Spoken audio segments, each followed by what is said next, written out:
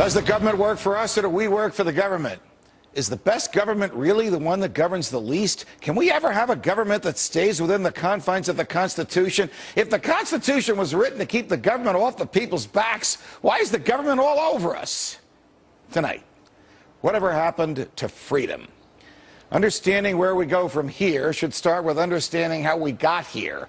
We are the free and independent people of the United States of America. We are free because those who preceded us fought a war against a person who was then the world's grandest king and who presided over what was then the world's grandest empire. The Founding Fathers risked, as they like to tell us, their lives, their fortunes, and their sacred honors for the freedom and independence they won and we have inherited. But they were not saints.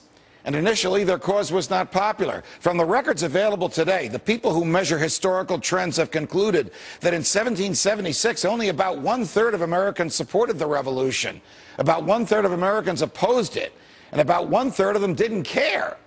When I first looked at these numbers, I thought, in 1776, this was the grandest fight for the greatest amount of freedom for the most people at any point in history. So who could possibly oppose it? And who in their right mind could not care? Fast forward to today and ask, who could possibly support a government that regulates everything from the strength of the water pressure in your shower to the size of the toilet bowl in your home to the thickness of the leather in your shoes? Who could want a government that punishes people for speech, that lets its own agents write their own search warrants, that fights wars just to keep the military-industrial complex busy, that debases all you own by printing worthless money and putting it into the stream of commerce, that gives away more than half the tax dollars it collects, and that, despite express provisions in the Constitution to the contrary, permits the president to lock up whoever he wants and to throw away the key? Perhaps the colonists who didn't care if they freely chose their government or were cared for by a benevolent tyrant had an odd way of knowing what was coming. Perhaps those who opposed the revolution were afraid to take on the king, to challenge authority, and to risk their comfortable lives for the unknown. Well, we all know what happened. A relatively small part of the population pushed the culture and society toward freedom. And the freedoms that they chose were pure. I mean, after we won the revolution and wrote the Constitution, the new government and the political class assured all Americans that they could think as they wished and say what they thought and publish what they said, that they could associate or not associate with anyone. They could worship as they chose or choose not to worship. They could defend themselves with guns even against tyrants.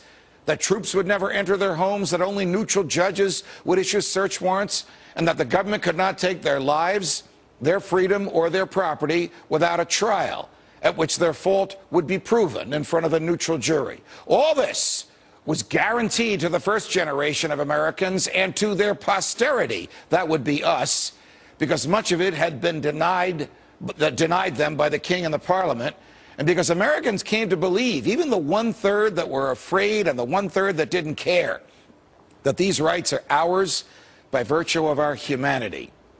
Whether you believe that we are the highest order of natural selection, or whether you believe, as I do, that we were created by God in his image and likeness, you know in your heart that these natural yearnings, as St. Thomas Aquinas and Thomas Jefferson called them, are our natural rights, are a part of our humanity, and cannot long be denied us.